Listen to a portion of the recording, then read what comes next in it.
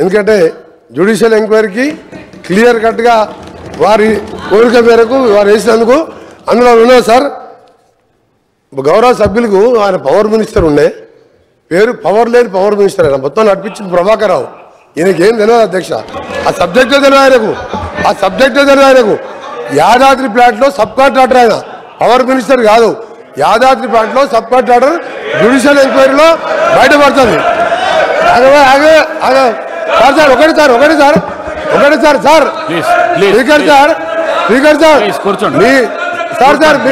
మీ అనుమతి సార్, నేను ఒకటే అడుగుతున్నా సార్.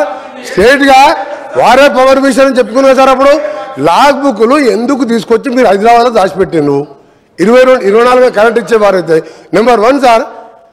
ఆయన చెప్పింది ఇదే సబ్ క్రిటికల్ సూపర్ క్రిటికల్ మా గౌరవ ముఖ్యమంత్రి గారు చెప్పిన సార్. G2G అయినా సరే ఇవ్వడానికి వీలు లేదు నామినేషన్ మీద. అది చాలా క్రిమినల్ చర్య, అది దోపిడీ చర్య.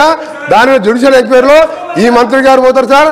చెప్పకుండా పార్వేరు ప్రభాకర్ రావు జైల్లోకి పోతాడు, అందరు జైల్లోకి పోతారు సార్. అది పెద్ద కుంభకోణం. అది 40,000 కోట్లు కాదు సార్, ఇంకా 10,000 50,000 కోట్లైనా సరే ఆ పవర్ ప్లాంట్ కాదు. వీళ్ళ దోపిడీ కోసం తినడానికి పెట్టుకున్న ప్రాజెక్ట్ సార్.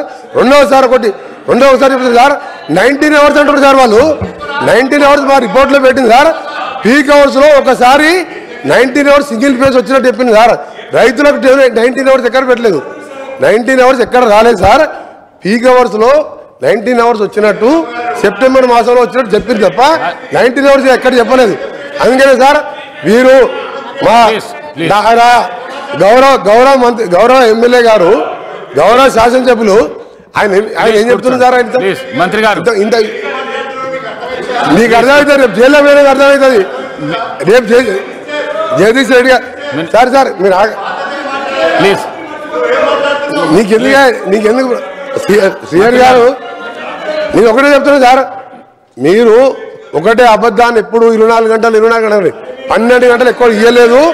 మీరు ఇవాళ చెప్పిన దాంతో మా పవర్ మొత్తం ఇవాళ ఏపీ ట్రాన్స్కో జెన్కో నష్టాలు ఉందంటే దానికి కారణం ఈ పనికిరాళ్ళ చేత కానీ అప్పుడున్న ప్రభుత్వం చేసిన చేతలతో నాశనం అయింది సార్.